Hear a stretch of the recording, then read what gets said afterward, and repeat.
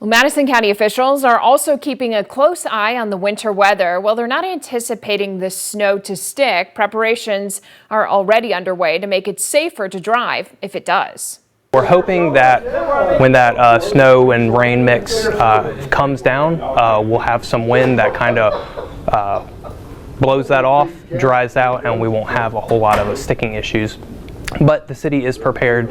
We've been talking with HMC, the Public Works, as well as ALDOT, Alabama Department of Transportation.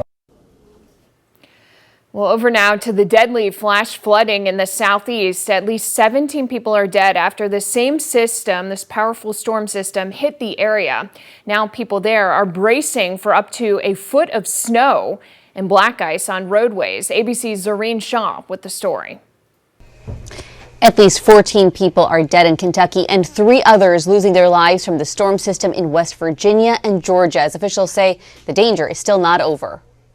The death toll in Kentucky has risen to 14 from a devastating storm that battered the state this weekend as residents brace for a snow from a new storm. 2 or 3 to 7 inches in places that have been hit hard can be dangerous. It's going to get really cold. The weekend storm also killing at least 3 people in West Virginia and Georgia. Kentucky's governor saying preparations underway for the next round of extreme weather. Not fair that we got hit again. We here in the EOC and in our counties, we don't get to stop because it's not fair. We got to push through and do the very, very best for our people. The storm is now moving into the plains today with heavy snow from Kansas to Missouri and a mix of snow and ice as far south as Oklahoma and Texas. Bismarck, North Dakota fell to a numbing negative 39 degrees.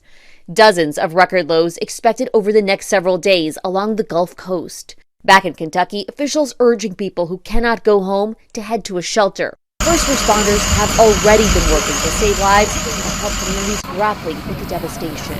Do is look at it and think, what in the world are we going to do? Entire neighborhoods plunged underwater. Louisville resident Carrie Guy says it will be a while before they can even return to their flooded homes. It looks like we're going to be probably displaced for about 10 days before we get back in, before the water level drops enough for us to get back into the houses.